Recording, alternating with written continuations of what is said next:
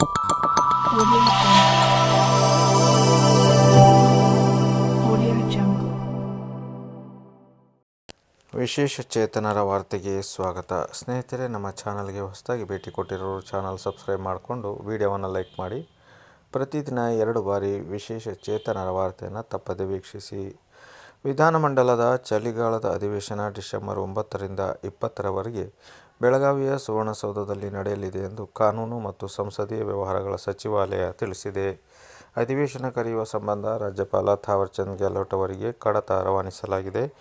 ಈಗಾಗಲೇ ವಿಧಾನಸಭಾ ಅಧ್ಯಕ್ಷ ಯು.ಟಿ. ಖಾದರ್ ಹಾಗೂ ವಿಧಾನ ಪರಿಷತ್ ಸಭಾಪತಿ ಬಸವರಾಜ ಹೊರಟ್ಟಿ ಅವರು ಸುವರ್ಣಸೌಧಕ್ಕೆ ಭೇಟಿ ನೀಡಿ ಅಧಿಕಾರಿಗಳ ಸಭೆ ನಡೆಸಿದ್ದಾರೆ. ಅಧಿವೇಶನಕ್ಕೆ ಸಿದ್ಧತೆ ಕೈಗೊಳ್ಳುವಂತೆ ಅಧಿಕಾರಿಗಳಿಗೆ ಸೂಚಿಸಿದ್ದಾರೆ. ಬೆಳಗಾವಿಯಲ್ಲಿ 1924 ಡಿಸೆಂಬರ್ 26 ಹಾಗೂ 27ರಂದು ನಡೆದ 39ನೇ ರಾಷ್ಟ್ರೀಯ ಕಾಂಗ್ರೆಸ್ ಅಧಿವೇಶನದಲ್ಲಿ ಮಹಾತ್ಮ ಗಾಂಧಿಯವರು ಭಾಗವಹಿಸಿ ಭಾಷಣ ಮಾಡಿದ್ದರು. ಬೆಳಗಾವಿ ಕಾಂಗ್ರೆಸ್ನ ಅಧಿವೇಶನಕ್ಕೆ 100 ವರ್ಷ ತುಂಬಿರುವ ಹಿನ್ನೆಲೆಯಲ್ಲಿ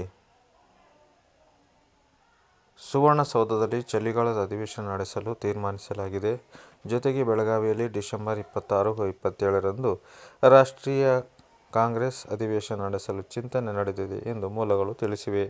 ವಿಧಾನಮಂಡಲದ ಜಂಟಿ ಅಧಿವೇಶನ ಉದ್ಘಾಟಿಸಿ ಭಾಷಣ ಮಾಡಲು ಅಮೆರಿಕದ ಮಾಜಿ ಅಧ್ಯಕ್ಷ ಬರಾಕ್ ಒಬಾಮಾ ಅವರನ್ನು ಆಹ್ವಾನಿಸಲಾಗಿದೆ. ಆದರೆ ಒಬಾಮಾ ಅವರ ಹಾಜರಿ ಇನ್ನೂ ಖಚಿತವಾಗಿಲ್ಲ.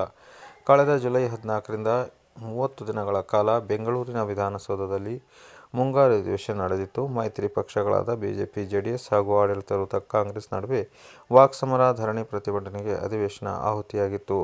ಚಳಿಗಾಲದ ಅಧಿವೇಶನದಲ್ಲೂ ವಾಲ್ಮೀಕಿ ನಿಗಮ ಹಗರಣ, ಮೂಡಾ ಹಗರಣ ಹಾಗೂ ವಕ್ಫ್ ಆಸ್ತಿ ವಿವಾದ ಪ್ರತಿನಿಧಿಸುವ ಸಾಧ್ಯತೆ ಇದೆ. ಇದೇ ವಿಚಾರಗಳನ್ನು ಇಟ್ಟುಕೊಂಡು ಸರ್ಕಾರದ ವಿರುದ್ಧ ಮುಗಿಬೀಳಲು ಮೈತ್ರಿ ಪಕ್ಷಗಳು ಸಜ್ಜಾಗಿವೆ ಎಂದು ಮೂಲಗಳು ತಿಳಿಸಿವೆ.